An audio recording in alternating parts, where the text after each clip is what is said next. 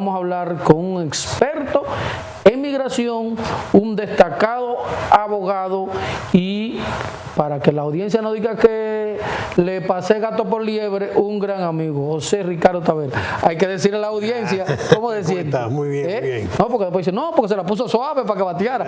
Ay, que son amigos. No, pero tú sabes que yo... Sí. No, ese es el trabajo. Mira, primero, tu opinión sobre el proceso que lleva esta reforma constitucional que, en mi opinión, la lleva como caña para el ingeniero. ¿Y están reformando la Constitución?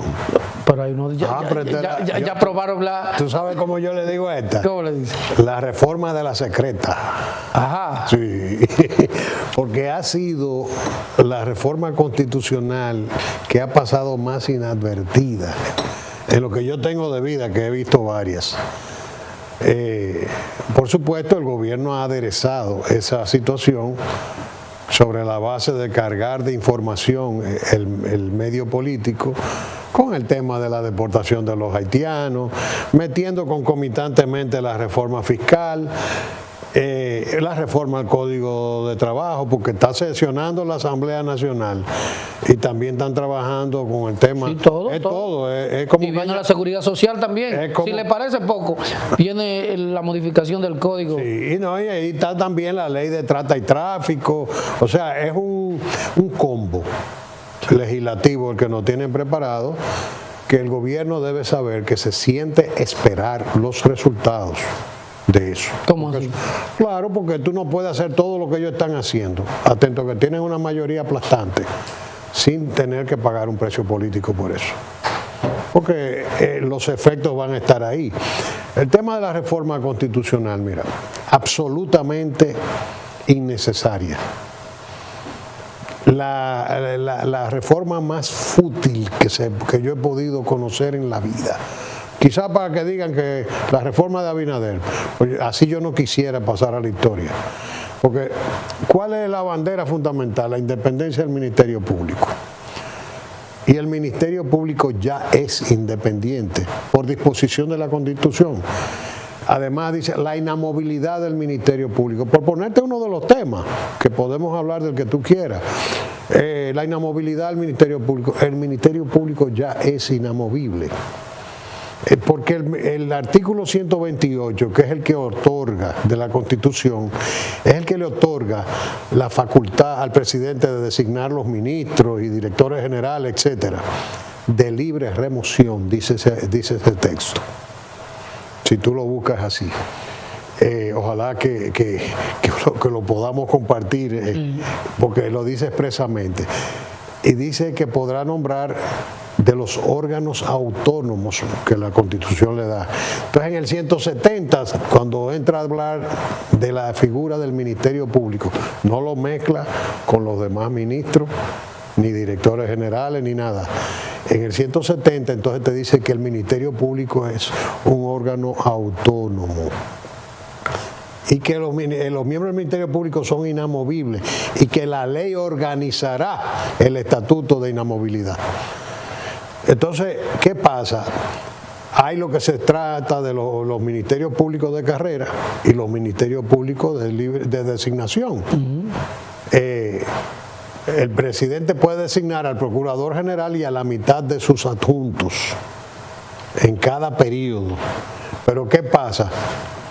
La gente entiende que porque el presidente lo puede designar, también es de libre remoción, y no es así. Porque el estatuto de la inamovilidad no hace excepción con el jefe del Ministerio Público ni con los adjuntos que son designados por él. Que hay un vacío en la ley que no establece el periodo de la inamulabilidad del Procurador General. Okay. Ese es el vacío. ¿Qué tú asumes? Bueno, que si tú lo designaste ya tú no lo puedes mover porque la Constitución te dijo que es inamovible. Si la Constitución no te establece a ti el periodo, entonces el presidente que nombró un procurador, esa es mi teoría, yo estoy medio solitario en ese tema porque nadie lo quiere abordar, y es un estatuto similar al del Banco Central. El Banco Central es autónomo Entonces, el presidente designa al gobernador del Banco Central. Cuando yo era congresista, cuando se habló de eso, y fui yo el que dije, que dijeron que él se iba a poner por 4 años, fui yo el que dije, señores, cuando uno está estrenando un sistema, esto es positivo, pero cuando tú estás estrenando un sistema, es bueno irlo probando. Vamos a ir, vámonos por un periodo de 2 años primero y después vámonos por los 4, eventualmente. ¿Por qué? Porque es demasiado sensible y si tú vas y nombras una persona que sea loca y 2 años son demasiados, vamos a esperar que el sistema madure para que después en una eventual reforma eso se lleve de 2 a 4 y eventualmente a 6, porque esa es una institución que fíjate como... Sí, como la superintendencia. Entonces, es igual, el presidente lo designa también. Sí. Y coge la terna, la lleva el Banco y lo aprueba Central, tú puedes no estar o no de acuerdo con la gobernación del Banco Central, pero el Banco Central salió de la cháchara política ya. Sí, hace tiempo. ¿Entiendes? Entonces, tú tienes que ver el Ministerio Público en los mismos términos. ¿Qué pasa? Que para el Banco Central se estableció el término, para el Ministerio Público no. Pero la inamovilidad está consagrada igualita y no se dice, el Procurador General será de libre remoción. No se dice eso, dice que es inamovible el Ministerio Público en general. Pero si usted dice que es innecesario, el presidente tiene asesores, es decir, ¿qué busca? Además, mira, es una tontería, porque además yo no sé qué clase de calmante que se está tratando de darle a este país. El presidente se desprende de designarlo mediante decreto y lo va a designar en el Consejo Nacional de la Magistratura. Que en el Consejo Nacional de la Magistratura, desde que se creó... Si se coge ahora, pero si se coge ahora, es el mismo presidente. Porque ¿quiénes componen el Consejo? La mayoría pertenecen al PRM. El que diga el presidente, nosotros somos marcianos, nosotros vivimos en este país. No, pero el que digo, pero suponte que hay una resistencia de la oposición, pero a la oposición le tocan 2 solamente. Le toca el representante de la Cámara de Diputados, que debe ser contrario a la mayoría, y el del Senado. Pero después de ahí, pero después de la mayoría, el presidente del Senado es del PRM, el presidente de la Cámara de Diputados, el del PRM, y así sucesivamente, y el propio presidente. Mira, el Consejo Nacional de la Magistratura se estrenó en el año 1997. Cuando se eligió la Suprema Corte de la Alianza Rosada. Porque nosotros no seamos loquitos, nosotros sabemos la historia de este país. La que designó la Suprema Corte del magistrado Subero.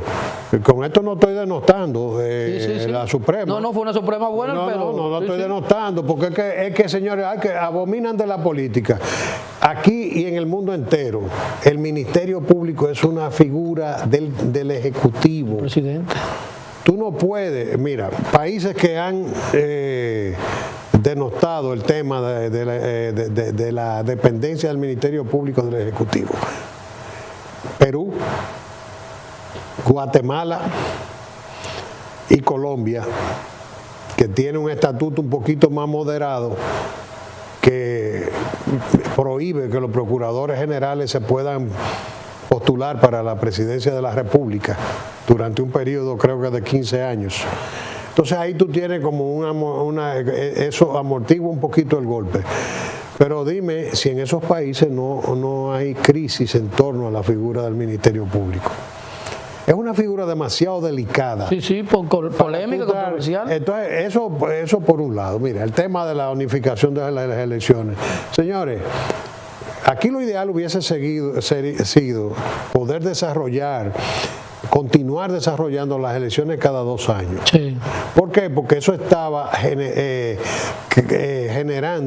fraguando un liderazgo de relevo. Entonces tú estabas viendo expresiones de liderazgo. Y en 2 años yo le daba una advertencia al gobierno si andaba mal. Con cierta autenticidad, ¿tú me entiendes? Entonces tú ahí te dabas cuenta que tú podías llegar, por ejemplo, a una modificación que permitiera cada 2 años una renovación parcial del Congreso para que hubiera para reciclarlo, pero eso fue una mala decisión, porque la idea es que entonces estamos todo el tiempo en elecciones. Claro, es malo cuando tú conviertes el sistema electoral en un mercado. Cuando ese voto preferencial, por ejemplo, se ha convertido en un mercado de un toma y daca, ya el voto aquí es comprado.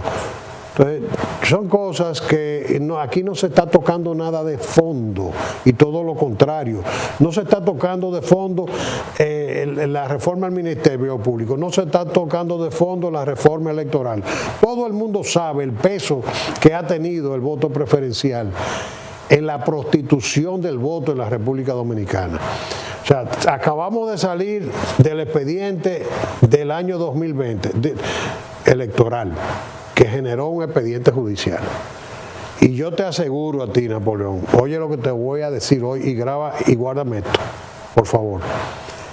Cuando esta experiencia de poder baje, que se haga una auditoría de lo que costó la reelección de Luis Abinader y las prácticas en que se incurrieron para lograr esa reelección, tú puedes apostar que aquí va a haber otro expediente.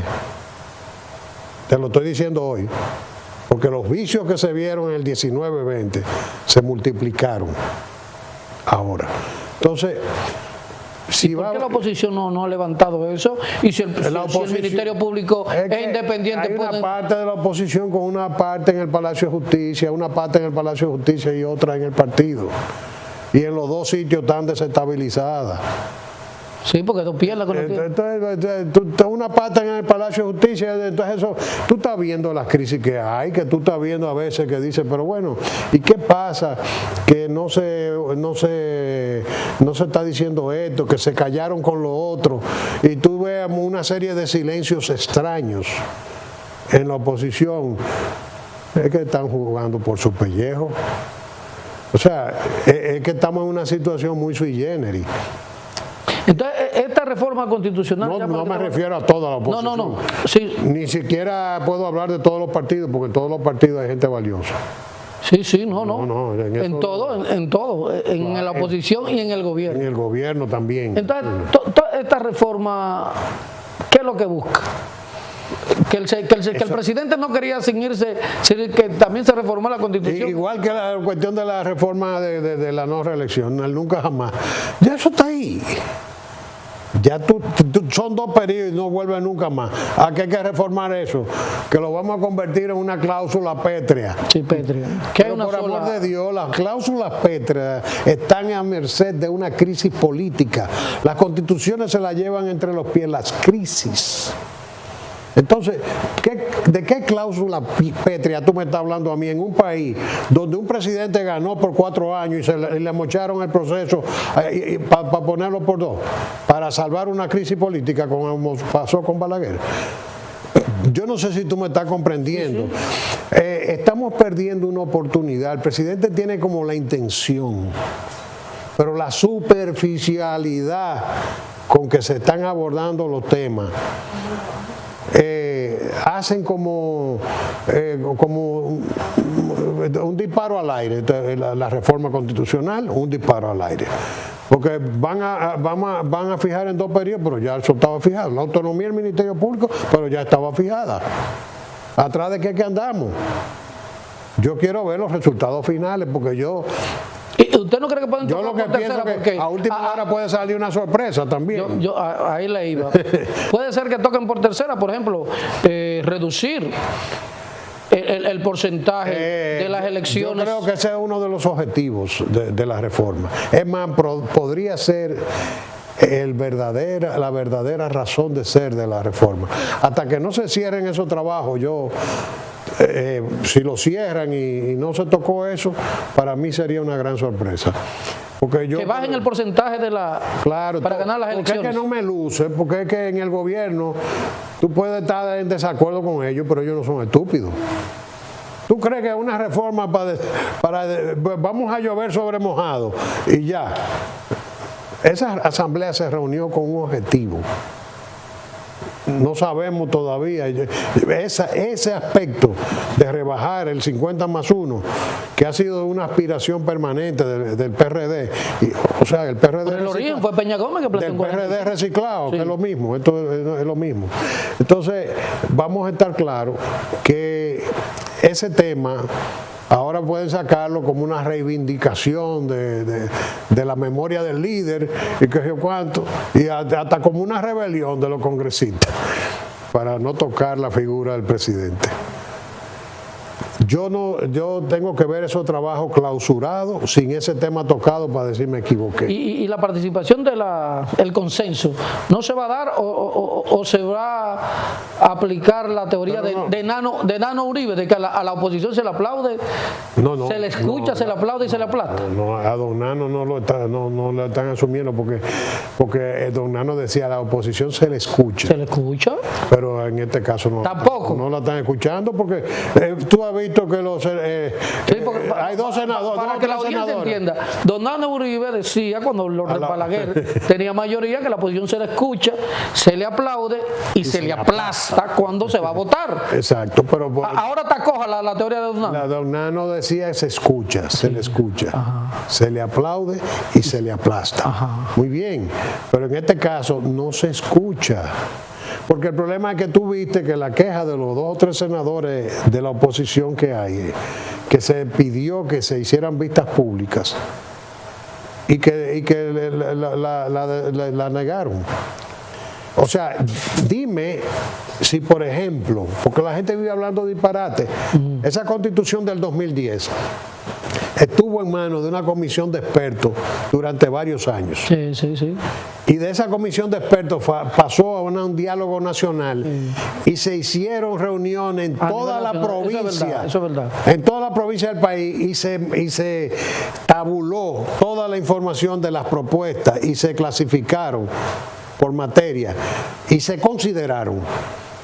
Y esa es la Constitución que tenemos, pero ahora no. Mire, el gobierno anunció que busca repatriar 40.000 indocumentados. Usted fue director de migración. Es posible, es la primera, repatriar, deportar, como quiera llamársele, 40.000 personas con la logística que tiene la Dirección de Migración. Yo me hice el propósito de que donde quiera que fuera que me hiciesen esa pregunta, iba a comenzar diciendo que eso es una bola de humo. ¿Cómo así? Espérate. Sí, porque fíjate que venimos de hablar de la reforma constitucional. Se nos pasó a hablar de la reforma fiscal. Sí, sí. Pero anda ahí. Sí. La reforma del Código Tributario. La ley del DNI que volvió para atrás, yo no sé qué es lo que van a hacer con eso, que nadie sabe qué fue lo que le arreglaron. La ley de trata y tráfico de personas. Y ya tú me decías, ahí viene la de la seguridad social. Sí, también. Entonces, es un contó y el país ignora en qué consisten las mejoras que se le hicieron a todos esos proyectos. Lo de la reforma constitucional sigue siendo un secreto, entre comillas. Ya está, la Asamblea está discutiendo. Pero aquí, por pedazo. Y entonces es la Asamblea que la opinión pública ha tenido menos acceso previo a lo que se iba a tratar. Sí, no, lo que pasa es que los medios no dan, porque si usted tiene 4 reformas, entonces, tiene que publicar. No solo 4 reformas, no. Entonces vienen en medio de este lío, el presidente se traslada al Ministerio de las Fuerzas Armadas a decir que van a trasladar, con su vocero ahí que dice, y después le habló. Cualquiera cree que él echó 3 San Antonio a los guardias y le dijo, miren, como digo yo, si yo fuera el presidente, me salgo de juramentarme para el Ministerio de las Fuerzas Armadas con el Estado Mayor General y le digo, vine a juramentar el ministro de las Fuerzas Armadas y los jefes de Estado Mayor de las 3 ramas. Quiero que sepan que si aquí dentro de 15 días me cruzo un mosquito de Haití para acá, voy a relevar el liderazgo hasta tanto yo encuentre un liderazgo que controle la frontera. Tú puedes apuntar que se controla la frontera. Ahora, eso mismo, como yo pensaba que el presidente había ido al ministerio a decirle eso a los guardias. pero él salió a decir que iba a repatriar 10.000 personas. Semanal. Había designado un nuevo director de migración, un oficial muy correcto, muy competente, en capacidad de hacer ese trabajo, con mucho prestigio. Entonces, pero él no dijo ahí cuántos recursos se le dieron a migración para eso. Además, yo por eso te dije que qué pena que no comenzara por decir que había echado... Por eso yo le preguntaba que si logísticamente hay capacidad para mover 10.000 personas. No creo. Semanal, 10.000 semanal. No creo que migración esté preparada. Es que migración es una cenicienta financieramente. A la migración no se le dan los recursos nunca. Ahora, cuando yo te digo eso, es posible que lo pueden llegar a hacer. Yo digo que no está preparada porque salía a recoger 10.000 haitianos, cualquiera recoge, no digo yo 50.000. Pero el problema no es ese, el problema es que el proceso de la deportación está sujeto a lo que se llama el debido proceso administrativo. Si la migración captura a un ciudadano extranjero en la calle. Vamos a explicárselo a la gente. Sí. En la calle. No es de que camina. Que montan en la camión y llévatelo. Dime, esto ven, camina. Vamos para Haití. Eso no es así. Esas personas llegan a un centro de retención, porque la gente lo meten preso. No, eso no es una cárcel. Eso es un centro de retención administrativa. Igual que meten muchísimos dominicanos antes de deportarlos para acá. Casi todo el mundo sabe de eso en este país. Los meten en un sitio y no es preso que están, sino... dame tu papel, de verdad. Tú tienes tu papel. Te hacen un proceso. Entonces ahí... Un proceso de depuración. Ahí tienen que hacer la depuración. Una vez ya tienen depurada la lista de las personas que sí son extranjeros, que son irregulares, que los documentos que presentaron son falsos, lo que sea, se notifica ese listado a la embajada haitiana, porque hay un protocolo de deportación. Y desde ahí se coge ese ciudadano una vez notificado, porque nada más es entregárselo. Sí. Y entonces ese ciudadano puede ser remitido a la frontera, porque es una discreción que el Estado, es un proceso rápido. Pero procesar 10.000 personas requiere que tú tengas un staff de gente en computadora, equipo para comparar biometría, para ver reincidencia, hay una serie de cosas. La biometría se machea con la base de datos de migración. Entonces, ahí ya, estoy frente a una persona que está ilegalmente en el país. Entonces ya tú cumples con el protocolo de notificarle a los haitianos para que ellos se supone que deben tener una comitiva esperando su gente de aquel lado. Nunca lo han hecho, pero tú vas y lo llevas. Ahora, en la práctica, ¿qué ha pasado, Napoleón? Ya nosotros comenzamos a ver en la prensa ¿Eso se ha convertido en un escándalo? La denuncia de que Migración está tratando de cumplir con el esfuerzo, porque Migración ha estado haciendo su trabajo. Sí. Ella lo está llevando, pero ya todo el mundo está diciendo que están viniendo. O sea, los 10.000 van 10.000 y vienen 11 o 12. Por los 10.000 que se llevaron para allá, más los que vienen entrando todos los días. ¿Y por qué? Porque no hay control de frontera. Entonces, por ello te digo que los militares... Eso es botar recursos. No, es que el sistema está hecho así, y el gobierno, los guardias saben que la línea es voltear la cara. Entonces tienen que cobrar su peaje, lo que lo cobran. Y en el caso, por ejemplo, de empresas, la agricultura ahora está siendo afectada, la construcción. Cuando digo los guardias, no hablo de las instituciones. No. Hablo de los guardias comprometidos con la corrupción. Sí. Que son muchos, sí. Pero yo lo que digo, es fácil si usted dice, bueno, ¿quién contrata a los obreros de la construcción? Son empresas. No es más fácil penalizar a los que lo contratan. Ahí es donde te quiero llevar. Mira, si hubiese una política honesta con ese tema, si el presidente quisiera romper con ese sistema, lo que haría es, por ejemplo, decir, bueno, mira, yo estoy impulsando una reforma fiscal y yo estoy pagando los partos de la nación haitiana. Estoy pagando las escuelas de los haitianos, metiéndolo en las escuelas dominicanas. estoy asumiendo una carga demasiado fuerte. Primero, blindo la frontera. Segundo, en vez de anunciar que van a sacar 10,000, se va a especializar una unidad para visitar empresas en todo el territorio nacional, para que todo el que tenga un haitiano sí, o un extranjero indocumentado, ruso, alemán, de donde fuere, ilegalmente contratado, se le va a sancionar, que la sanción es fuerte. Porque yo te lo digo, en una tarde hubo una empresa muy importante, un grupo económico muy importante de este país, que le metimos una multa que hizo 26 millones.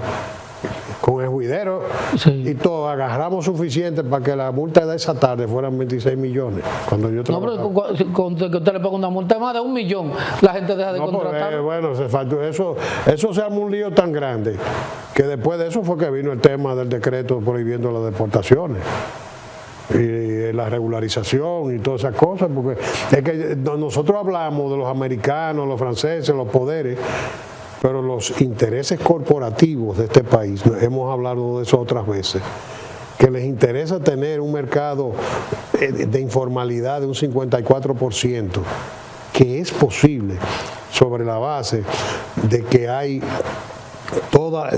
cientos de miles de ciudadanos extranjeros indocumentados e ilegales que generan una realidad en el mercado laboral que lo distorsiona, lo hace informal en más de un 50% y creciendo, y además permite que el salario se deprima.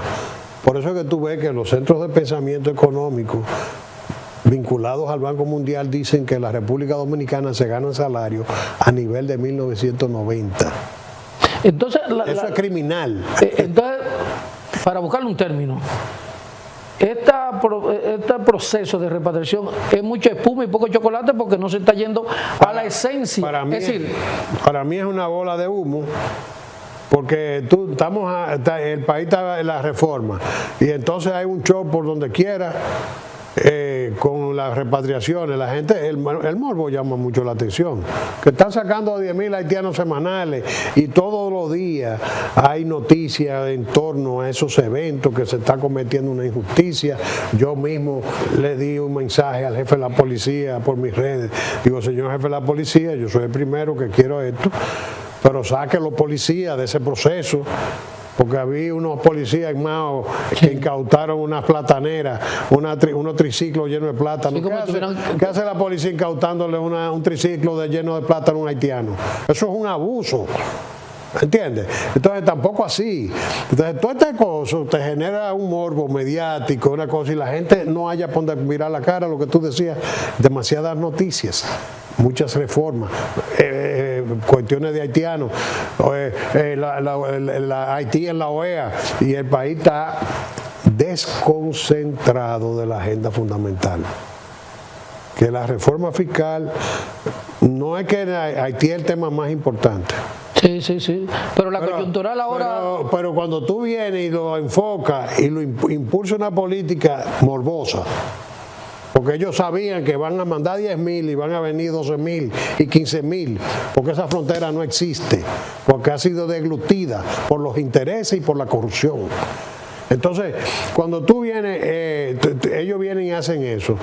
Entonces ahora el país está pendiente que Haití tiene una comisión en la OEA, que nos hicieron advertencia de la OEA, y el país como con la atención distraída, para que el tema de la reforma fiscal sobre todo, y la puñalada trapera que yo estoy seguro que viene con la reforma constitucional, y ojalá yo poder volver aquí y decirte: Napoleón, me equivoqué, no nos sacaron una puñalada trapera, pero la verdad es que la estoy esperando, porque yo no concibo que haya tanta torpeza en el gobierno, que la reforma sea para, como decíamos cuando estábamos chiquitos, una postalita repetida. Sí. Tú llegaste a tener postalita. Que te salió 2 veces ahí. Postalita de los peloteros, ¿tú te acuerdas? Que venían con unos chicles. Sí. Yo la coleccionaba con todos los equipos. Los chicles buble. Sí. Vamos a darle la anuncia. Bueno, yo la coleccionaba, uno se comía sus chicles y yo la tenía organizadita por equipo. Sí, así era. Los Oakland, ¿tú te acuerdas? Sí. Yo tenía una colección casi entera. Entonces a cada rato te salía la reforma, una postalita repetida. Si no viene el tema de ¿Cómo era de que la le decían reducción? cuando había una postalita que salía muchas veces? Pero ven acá, ahora mismo son 2 periodos y nunca más. El presidente dijo que va a hacer lo mismo, que le va a dar un paño con pata a eso para que siga diciendo, para que diga lo mismo. Ahora mismo el 170 dice que el Ministerio Público es autónomo o no lo dice, Sí. que es inamovible o no lo dice. El jefe del Ministerio Público está dentro del artículo 128, no, está dentro de un texto que dice que esa función es inamovible y le dice a la ley, organízame esto. Ahí con una reforma de la ley orgánica del Ministerio Público que diga que la inamovilidad del Ministerio Público va a durar 2 años, 4 años, 6 años, lo que sea, ¿verdad? Con esa reforma ya se cumple el voto de la Constitución. Mire, doctor, y si el presidente convoca, así como él convoca a los empresarios, a los productores, a la empresa de construcción, que son los que tienen la mayor mano de obra, y le dice, mire, yo le voy a dar un plazo de 2 meses, vamos hasta diciembre, porque como ellos se van en diciembre, para que ustedes regularicen. Y ya no se dan contratos de trabajo. No puede hacer eso para que... Mira, Napoleón, ¿cuándo va es que esa gente, óyeme, el empresario dominicano, que habrá personas que piensan que yo tengo una animadversión con los empresarios. Yo lo que quiero es que haya más ricos, porque mientras más ricos hay mejor. Sí. Más generación de riqueza. Algo le tocará a uno más fácil. No, hombre, no, ese no es el problema. El problema es que al rico dominicano, no estoy hablando de todo el mundo, le gustan los mangos bajitos. A nosotros los dominicanos nos gustan los mangos bajitos. Y sobre todo cuando tú llegas a tener cierta importancia, tú entiendes que tú eres don fulano y a ti hay que resolverte por la puerta de atrás, porque tú no puedes estar haciendo fila.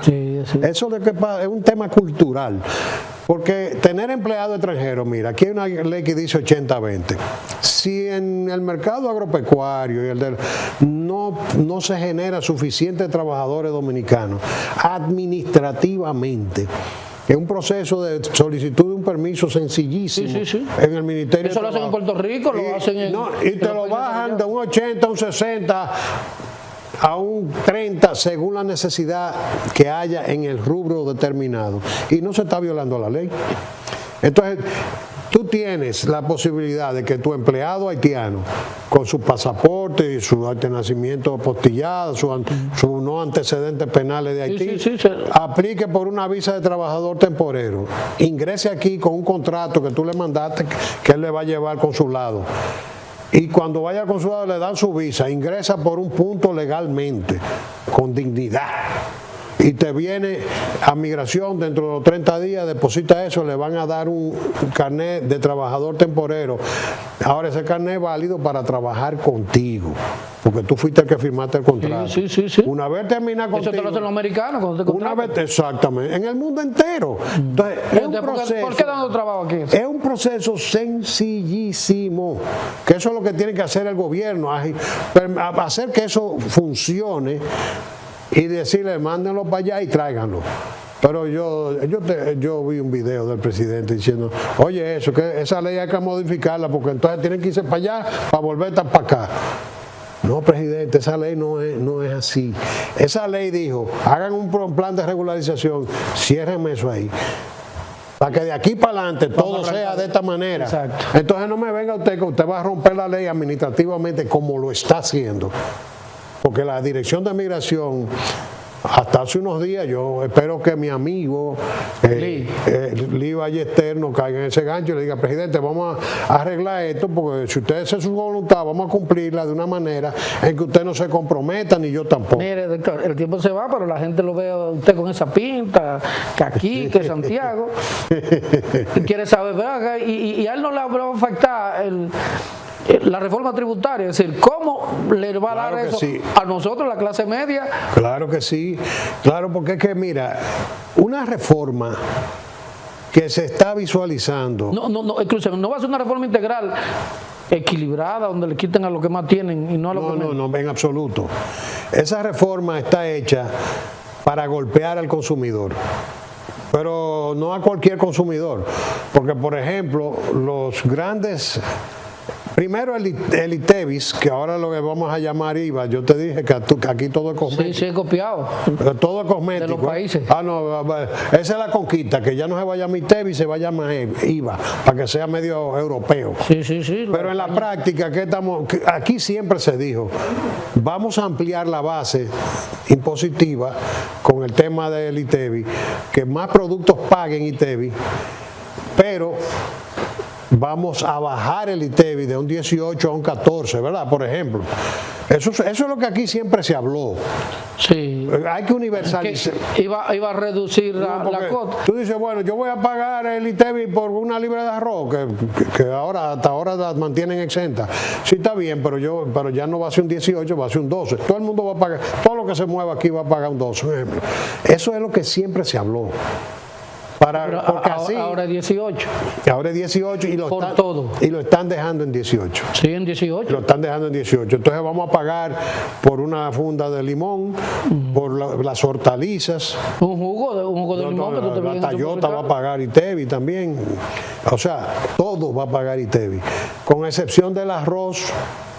Los espaguetis son como 7, 8 productos. Pero no más de ahí. La habichuela, creo. Sí. 2 o 3 cositas más. Pero después todo va a pagar. Entonces, esto no se hizo, por ejemplo, se suponía que teníamos que simplificar el sistema fiscal. Porque aquí hay 200.500 impuestos. No, vamos a simplificar el sistema fiscal. Eso no se está abordando. Además, el IPI que bajaron de 10 a 5 millones. Lo del IPI es criminal. Porque ¿en qué lugar del mundo una casa de $170,000 es lujosa? Aquí ese es el tope exento ahora mismo. 9 millones. De $100,000, porque $100,000, si tú lo pones al 60, son 6 millones.